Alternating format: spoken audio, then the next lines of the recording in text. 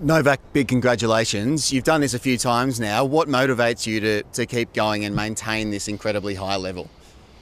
I think it's first the competitive mentality that I have and the character. Of course, I love this sport with all my heart. You know, I have a lot of passion and love for the game. Just for the sake of holding a tennis racket and playing with my son or with my brothers or whoever. You know, I just love tennis.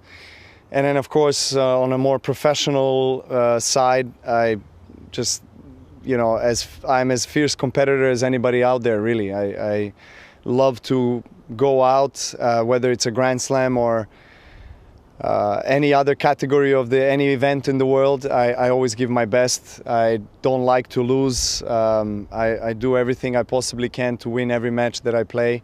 And I think there's still a lot of that fire inside of me that is burning of passion for the sport and for competition, and I think that's what allows me to still push myself to the limit, also in the practice sessions and day in, day out after so many years, to go through same routines repetitively that sometimes is